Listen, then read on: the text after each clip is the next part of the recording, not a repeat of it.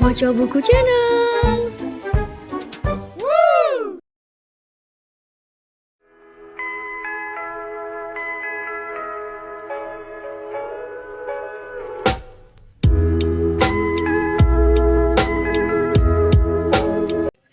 Nah, dengan saya lagi, Karimatur Asia. Di sini saya akan meneruskan bacaan yang sudah saya baca pada part 3. Di bagian ini, saya akan masuk ke pembahasan ke-8, Perspektif Etika Pariwara Indonesia atau biasa disingkat EPI. KPI sering pula mendapat pengaduan soal iklan di televisi, terutama jika terkait dengan hal-hal yang menyentuh pelanggaran pasal perlindungan anak. Hal ini bisa mencakup kekerasan, pencabulan, dan sebagainya. Oleh sebab itu, tak jarang KPI melibatkan Badan Pengawasan Periklanan ketika menilai suatu tayangan iklan yang dinilai melanggar etika periklanan. Berikut akan diurai sedikit mengenai etika periklanan. Dalam hal ini, ada sejumlah asosiasi dan industri periklanan yang menyepakati pemberlakuan etika periklanan yang dikenal dengan etika Pariwara Indonesia atau biasa disingkat EPI. Di antaranya adalah AMLI atau biasa disebut Asosiasi Perusahaan Media Luar Gria Indonesia, APPINA atau kepanjangan dari Asosiasi Perusahaan Periklanan Indonesia, ASPINDO atau kepanjangannya Asosiasi Pemrakarsa dan Penyatuan Iklan Indonesia, atau ATVLI, Asosiasi Televisi Lokal Indonesia, ATVSI, Asosiasi Televisi Swasta Indonesia, KPBSI, Gabungan Perusahaan Bioskop Indonesia, PPPI, Persatuan Perusahaan Periklanan Indonesia, PRSSNI, Persatuan Radio Siaran Swasta Nasional Indonesia, SPS, Serikat Penerbitan Surat Kabar, dan yang terakhir adalah Yayasan TVRI atau biasa disebut Yayasan Televisi Republik Indonesia. EPI juga mendapat masukan dari KPI, Badan Pengawas Obat dan Makanan, International Advertising Association, serta sumber dari dalam dan luar negeri yang lainnya. Di dalam EPI juga menyangkut ketentuan normatif yang menyangkut profesi dan usaha periklanan yang telah disepakati untuk dihormati, ditaati, dan ditegakkan oleh semua asosiasi dan lembaga pengembangnya. Pedoman etika atau Code of Ethics periklanan ini disusun dalam 2 tatanan pokok, yaitu tata krama atau Code of Conduct atau tatanan etika profesi, dan tata cara Code of Practice atau tatanan etika usaha. Dapat dikatakan, EPI berlaku bagi semua iklan, pelaku, dan usaha periklanan yang dipublikasikan atau yang beroperasi di wilayah hukum Republik Indonesia. Selain sebagai bentuk kepedulian pada industri periklanan, termasuk untuk melindungi konsumen atau masyarakat, EPI dibentuk secara khusus untuk melindungi para pelaku periklanan agar berprofesi dan berusaha secara wajar atau pantas dalam memperoleh imbalan. Yang jelas, etika ini tidak dimaksudkan untuk memerankan penyensoran atau praseleksi atas naskah materi atau rancangan bisnis penyiaran. Etika periklanan hanya mengatur isi dan metode penyampaian pesan, bukan mengatur unsur kreasi dan estetikanya. Karena EPI sendiri ditegakkan oleh Badan Musyawarah Etika atau biasa disingkat BME yang ada di bawah Dewan Periklanan Indonesia atau biasa disingkat DPI. Rujukannya diperoleh dari pengalaman lembaga-lembaga penegak etika periklanan di dalam menangani berbagai kasus yang terjadi selama ini, khususnya dari kalangan BME sendiri, yang merupakan lembaga struktural Dewan Periklanan Indonesia atau biasa disingkat DPI dan Badan Pengawasan Periklanan atau biasa disingkat BPP PPI. Di dalam aturan itu juga terdapat apa yang disebut dengan tata krama dan tata cara periklanan Indonesia. Di dalamnya diatur iklan yang terkait dengan adegan berbau kekerasan sebagai berikut. Iklan, yang pertama, iklan tidak boleh menimbulkan rasa takut maupun memanfaatkan kepercayaan orang terhadap tahayul, kecuali untuk tujuan positif. Yang kedua, iklan tidak boleh menampilkan adegan yang mengabaikan segi-segi keselamatan, utamanya jika berkaitan dengan produk yang diiklankan. Yang ketiga, iklan yang ditujukan kepada khalayak anak tidak boleh menampilkan hal-hal yang dapat mengganggu atau merusak jasmani dan rohani mereka, memanfaatkan kemudah percayaannya, kekurang pahaman, atau kepolosan mereka. Film iklan yang ditujukan kepada atau tampil pada segmen waktu siaran khalayak anak-anak dan menampilkan adegan kekerasan, aktivitas seksual, dan bahasa yang tidak pantas, atau dialog yang sulit wajib mencantumkan kata-kata bimbingan orang tua.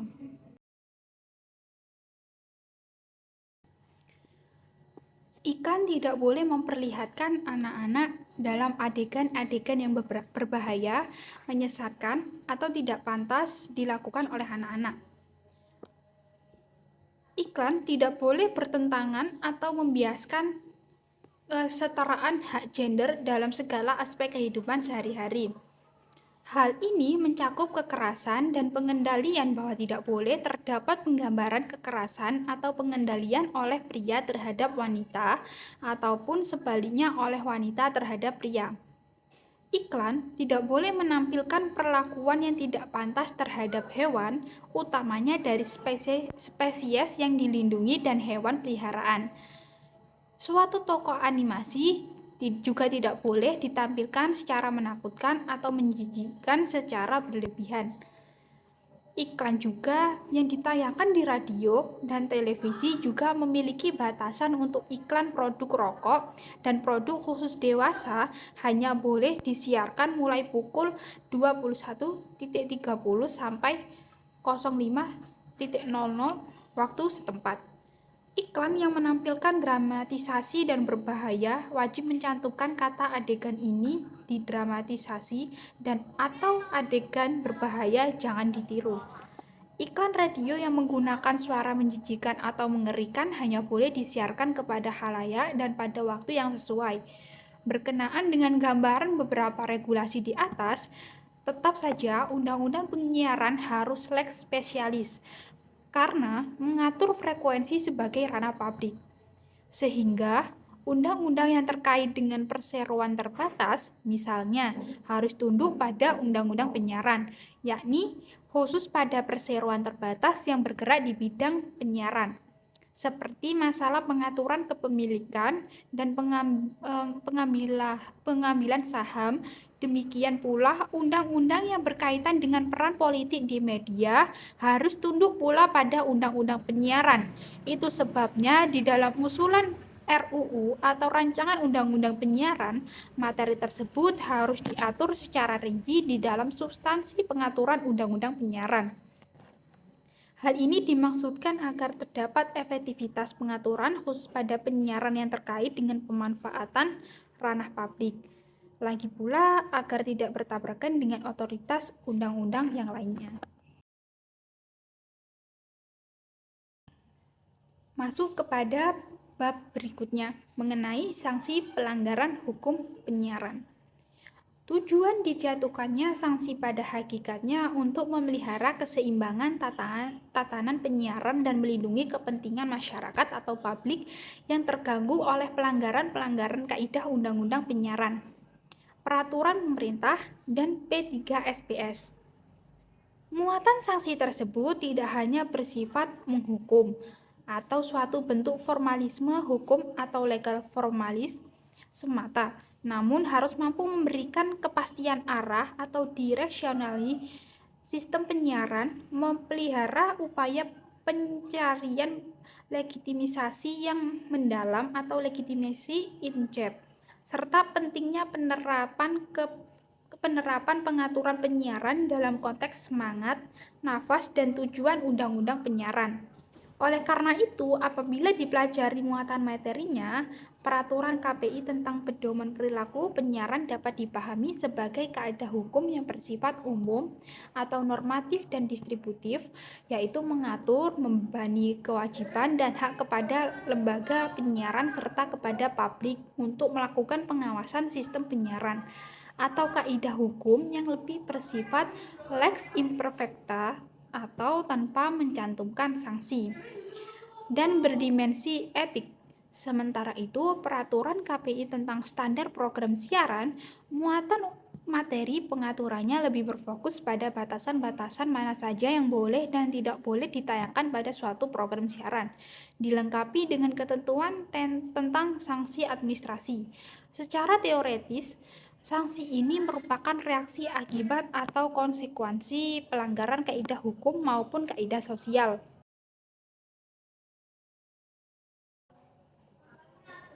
Jika dilihat dari lingkup dan objek pemberian sanksi, terdapat 3 kewenangan atau monopoli atau active rating penjatuhan sanksi, yaitu yang pertama, aspek administrasi dari sisi diversity of ownership yang meliputi masa berakhirnya izin, masa pemindah tanganan izin, tidak melaksanakan perpanjangan izin, dan masalah kepemilikan. Yang kedua, aspek teknis meliputi penggunaan spektrum frekuensi dan atau wilayah jangkauan siaran, rencana teknik, dan persyaratan teknis perangkat penyiaran. Dan yang terakhir atau yang ketiga, aspek konten atau diversity of content terkait masalah isi dan klasifikasi acara siaran, relay siaran, dan siaran iklan. Aspek konten inilah yang merupakan kewenangan atau domain KPI yang diperoleh melalui atribusi dari Undang-Undang Penyiaran. Di dalam hukum penyiaran, lembaga penyiaran dikatakan melanggar apabila yang pertama, tidak lulus masa uji coba siaran yang telah ditetapkan. Yang kedua, melanggar penggunaan spektrum frekuensi radio atau wilayah jangkauan siaran yang ditetapkan. Yang ketiga, tidak melakukan kegiatan siaran lebih dari 3 bulan tanpa pemberitahuan kepada KPI. Yang keempat, dipindah tangankan kepada pihak lain. Yang kelima, melanggar ketentuan rencana dasar teknik penyiaran dan persyaratan teknis perangkat penyiaran. Yang keenam, melanggar ketentuan mengenai standar program siaran setelah memperoleh keputusan pengadilan yang mempunyai kekuatan hukum tetap. Nah, dalam hal ini, sanksi akan bersifat aktif apabila ada peristiwa konkret berupa pelanggaran terhadap Undang-Undang Penyiaran dan P3SPS. Sementara itu, aktivator yang diperlukan untuk memformulasikan peristiwa konkret pelanggaran itu adalah pengawasan atau pemantauan yang dilakukan secara langsung terhadap program dan isi siaran oleh KPI pusat atau KPI daerah, serta pengaduan dari masyarakat. Berkaitan dengan hal di atas, ada 7 sanksi di dalam Undang-Undang Penyiaran dan P3SPS sebagai berikut. Yang pertama, teguran tertulis. Yang kedua, penghentian sementara mata acara yang bermasalah setelah melalui tahap tertentu. Yang ketiga, pembatasan durasi dan waktu siaran. Yang keempat, denda administratif. Yang kelima, pembukuan kegiatan siaran untuk waktu tertentu.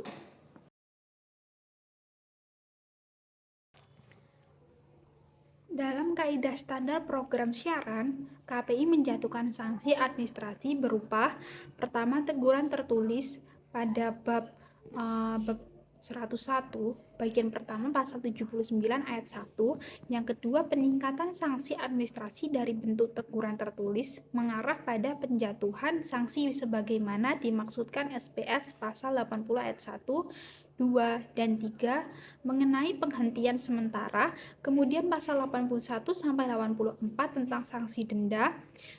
Kemudian pasal 85 sampai 91 adalah mengenai tata cara penjatuhan sanksi.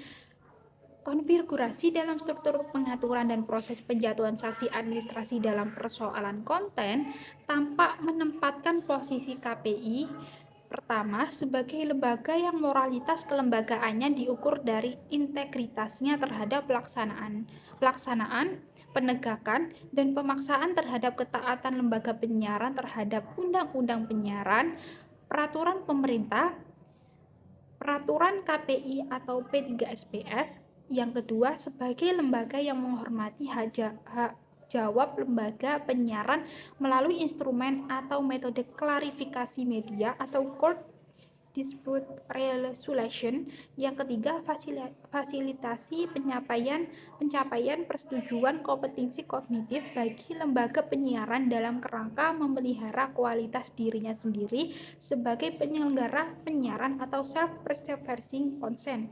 Yang keempat, sebagai lembaga yang menawarkan penerapan hukum yang kuat dan juga menawarkan tradisi menjauh dari paham instrumentalisme represif dengan mengedepankan upaya mendorong pemahaman lembaga penyiaran yang hubungannya dengan kepentingan publik.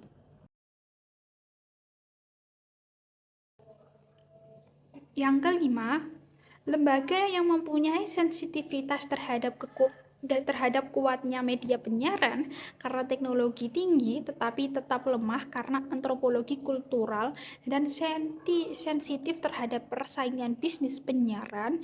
Dan yang keenam, lembaga yang juga berfokus pada penerapan perspektif perkembangan atau development melalui kajian isi siaran, kajian regulasi dan peningkatan kualitas SDM atau sumber daya manusia penyiaran. Prosedur yang digunakan di dalam proses penjatuhan sanksi oleh sistem administrasi hukum adalah pengaduan masyarakat melalui surat, surel atau email, website, jejaring sosial seperti Facebook, Twitter, telepon, faks yang masuk ke KPI dihimpun dan diteliti oleh tim pengaduan. Setelah itu ditindaklanjuti dalam bentuk laporan, kemudian oleh komisioner bidang isi siaran diteliti, dilakukan pengkajian, dikonfrontir dengan Undang-Undang Penyiaran dan P3SPS, lalu dirumuskan jenis pelanggaran, kemudian dibahas dan ditetapkan dalam rapat pleno. Setelah itu diterbitkan dan disampaikan surat atau teguran atau himbauan atau peringatan secara resmi kepada lembaga penyiaran tersebut. Lembaga KPI melayangkan surat teguran kepada lembaga penyiaran yang melanggar. Dilakukan upaya yang pertama, menghentikan program. Yang kedua, memindahkan jam tayang program tersebut bila ternyata klarifikasi halayak terhadap program tersebut tidak sesuai dengan jam tayang. Yang ketiga, membersihkan program tersebut dari materi yang melanggar P3SPS. Yang keempat, tindakan hukum pidana sesuai dengan perpanjangan MOU KPI Pusat dengan Polri nomor KPI 01-KPI-9-2012 dan nomor B-35-9-2012 tentang kerjasama penyelenggaraan penegakan hukum, bantuan teknis, penindakan di bidang penyiaran. Yang kelima, muatan materi hukum P3SPS sebagai penjabaran dari pasal 36 sampai dengan 51 Undang-Undang Penyiaran. Law Enforcement berdasarkan pasal 55 sanksi administrasi, pasal 57 dan 58 ketentuan pidana. Implikasi dari sanksi administrasi KPI lebih lanjut adalah yang pertama, kepatuhan terhadap Undang-Undang Penyiaran dan P3SPS. Yang kedua, memberikan kesadaran bagi lembaga penyiaran untuk melakukan perbaikan dalam pembuatan program dan tayangan siaran yang didasari rasa tanggung jawab sosial, bukan hanya mengedepankan kepentingan sisi bisnis. Dan yang ketiga, memberikan perlindungan secara nyata kepada kepentingan publik. Lalu, bagaimana dengan sanksi pidana pasal 56 sampai dengan 60 Undang-Undang Penyiaran? Stasiun TV dapat diancam pidana penjara paling lama 5 tahun atau denda paling banyak 10 miliar jika menayangkan tayangan yang mengandung kekerasan, cabul, narkoba, judi, mempertentangkan sara, fitnah, menghasut, menyesatkan, berbohong, bertentangan dengan agama, dan merusak hubungan internasional. Pasal tersebut menyebutkan setiap orang yang melanggar pasal 17 ayat 3, pasal 18 ayat 2, 30 ayat 1, 36 ayat 5, dan 36 ayat 6 dipidana dengan pidana penjara paling lama 5 tahun dan denda paling banyak 1 juta untuk penyiaran radio.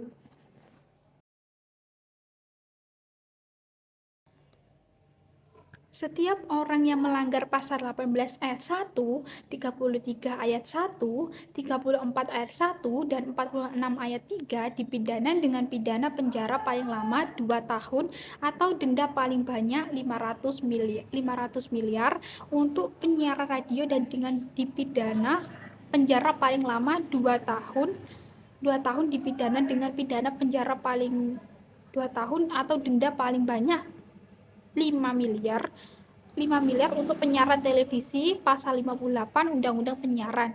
Setiap orang yang melanggar pasal 46 ayat 10 dapat dipidana dengan pidana denda paling banyak 200 juta untuk penyiaran radio dan paling banyak 2 miliar untuk penyiaran televisi. Pasal 59 Undang-Undang Penyiaran.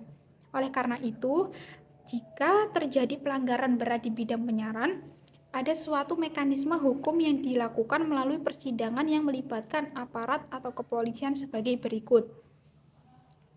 Yang A, persidangan komisi pertama. Pertama, mengundang para pihak untuk melakukan klarifikasi dan mediasi. Yang kedua, merekomendasikan untuk ditindaklanjuti dalam persidangan kedua untuk sengketa antar lembaga penyiaran, pelanggaran isi siaran, dan penggunaan frekuensi yang dikategorikan berat. Yang ketiga, menawarkan pilihan arbitrase dan kesepakatan para pihak untuk menunjukkan pihak lain sebagai arbitre atau mempercayakan sebagai komisioner KPI untuk bertindak lanjut sebagai arbiter. Yang kedua, persidangan komisi kedua atau yang B. Yang pertama, mengundang para pihak dan tenaga ahli dari praktisi, kepolisian, dan atau akademisi untuk dimintai penyelesaian yang berkaitan dengan lembaga penyiaran yang sedang dalam proses penyelesaian. Yang kedua, dapat mengundang para ahli komunikasi, praktisi hukum, kepolisian, atau praktisi ahli frekuensi untuk dimintai pendapat yang terkait dengan proses pemberian sanksi sebagaimana disebutkan dalam pasal 52 ayat 2 A, B, C, D, E sampai dengan G. Yang ketiga, memberikan rekomendasi tindak lanjut sanksi pidana kepada pihak kepolisian. Persidangan dilengkapi pula dengan materi persidangan yang meliputi berita acara investigasi, berita acara persidangan, dan alat bukti-bukti awal persidangan. Secara administrasi hukum, alat bukti tersebut berupa dokumen negara yang dapat berupa rekaman visual dan recorder menggunakan software Pinnacle Studio yang dapat tersimpan selama 4 bulan. Rekaman untuk kemudian dilakukan analytical editing, intercutting editing, dan contiguity editing, rekomendasi, laporan hasil kajian, tim panel juri, notulensi penelitian, kajian, dan berita. Masalah-masalah pokok dalam pers dan jurnalistik pada buku Pengantar Ilmu Jurnalistik. Media massa memiliki kekuatan raksasa dalam mempengaruhi dan menggerakkan massa. Kekuatan tersebut masuk melalui proses interaksi antara media dan manusia. Pesan-pesannya ikut mewarnai kesadaran setiap individu melalui cara-cara yang amat halus. Media mampu menggerakkan perilaku massa sesuai dengan arah yang dikehendakinya. Pada tahun 1988, Harian Partai Komunis Soviet Pravda akhirnya terpaksa meminta maaf kepada tokoh reformis Soviet, Boris Yeltsin. Hal tersebut dilakukan karena terdapat artikel pada koran tersebut yang menggambarkan Yeltsin meneguk minuman keras dalam jumlah besar ketika berkunjung ke Amerika Serikat. Artikel tersebut mengutip sebuah koran Italia yang mengutip sumber-sumber lain yang mengatakan bahwa selain meneguk minuman keras, mantan pimpinan Partai Komunis cabang Moskow tersebut hanya tidur beberapa jam setelah malam selama kunjungannya. Pravda meminta maaf karena merasa bersalah memuat artikel yang menjelek-jelekan Yeltsin. Meskipun selama kunjungan tersebut, ia juga menjelek-jelekan Presiden Gorbachev. Di Indonesia, pada tahun 1990, Arswendo ketika menjabat pimpinan redaksi tabloid Monitor, bukan saja hanya meminta maaf, bahkan ia harus menerima ganjaran hukum penjara atas kesalahannya yang telah memuat suatu tulisan yang menyinggung perasaan umat Islam. Karena salah satu tulisan yang dimuatnya dianggap telah merendahkan martabat agama Islam dengan menempatkan Nabi Muhammad pada urutan ke-11, setelah beberapa tokoh dunia lainnya termasuk Arswendo sebagai tokoh yang berpengaruh, akibatnya surat izin terbit atau SIUPP tabloid itu dicabut. Selain itu, kejadian tersebut berakibat pula pada media massa lainnya yang berada di bawah perusahaan tersebut. Arswendo diseret ke pengadilan atas desakan massa yang menuduh pimpinan redaksi tabloid tersebut telah menghina Islam dan umatnya. Tindakan pencabutan SUPP itu pada saat itu dianggap banyak orang, khususnya insan pers, sebagai kisah pahit bagi dunia pers.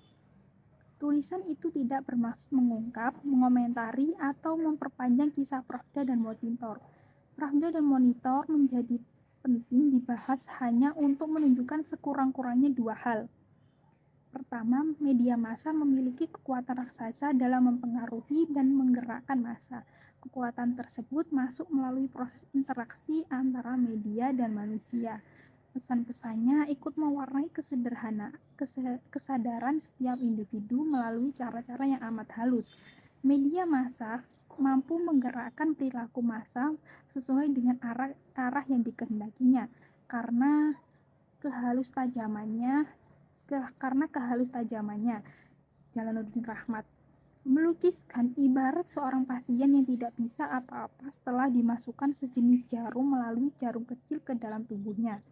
Lewat teorinya yang disebut model jarum hipodermis, Rahmat menganalogikan pesan komunikasi seperti setetes obat yang disuntikan dengan jarum ke bawah kulit pasien. Karena kekuatan pengaruh ini pula, banyak kalangan mengkhawatirkan efek negatif media massa bagi pertumbuhan kepribadian anak-anak. Berbagai tudingan ditujukan kepada media massa berkenaan dengan semakin meningkatnya frekuensi kenakalan remaja. Menurutnya, perilaku anak dan remaja kini telah dipengaruhi dan dibentuk oleh pesan-pesan mereka serap melalui media. Kedua, realitas yang disajikan media massa sebetulnya hanyalah realitas bentukan. Media berfungsi sebagai penerjemah, media juga berfungsi sebagai jembatan antara peristiwa dan publik pembaca. Peristiwa-peristiwa dunia yang sulit dipahami dapat diterjemahkan oleh media sesuai dengan bahasa dan logika yang dipahami oleh masyarakatnya. Dengan demikian, masyarakat akan mudah dan hanya dengan logika sederhana saja dapat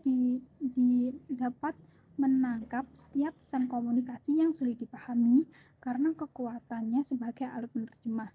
Media dapat menampilkan realitas kedua atau the second reality, yakni realitas bentukan yang belum tentu sesuai dengan realitas apa adanya atau the first reality.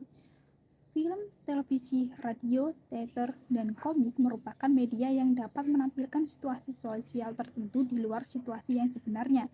Para penonton televisi di Indonesia mungkin masih ingat ketika muncul kritik atas penayangan sinetron Dr. Sartika pada tahun 1990-an yang menggambarkan perilaku ideal seorang dokter.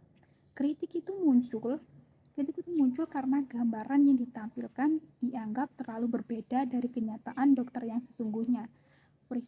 Peristiwanya dibuat menjadi menarik, kontroversial, dan kadang-kadang bisa disukai atau dibenci. Dengan mudah, media dapat mempengaruhi sikap dan perilaku penonton dan pembacanya. Misalnya adanya perubahan perilaku anak-anak setelah menonton tayangan Upin dan Ipin yang ditayangkan melalui televisi. Anak-anak akan menirukan model kehidupan aktor yang disukainya. Karena itu, jika cara yang dilakukan oleh kebanyakan anak-anak dari Sabang sampai Merauke, bukan hal yang aneh jika suatu saat bisa terbentuk suatu kebudayaan baru anak-anak Indonesia. Apa yang kita terima dari media adalah gambaran kenyataan yang telah dibentuk menjadi realitas kedua, bukan realitas yang sesungguhnya. Media merupakan hasil rekayasa para peliput dan penulis berita, serta editor yang menerima hasil laporan. Pesan-pesan ditulis Pesan-pesan penulis yang dituangkan dalam bentuk tajuk dan artikel merupakan jenis tulisan yang telah dibumbui oleh hasil interpretasi sesuai dengan visi dan kepentingannya, serta dibuat dengan bahasa pilihan yang dapat menarik perhatian para pembacanya. Bila dibandingkan dengan jenis berita biasa, breaking news misalnya, kedua jenis tulisan tersebut memiliki dasar persuasi yang lebih besar.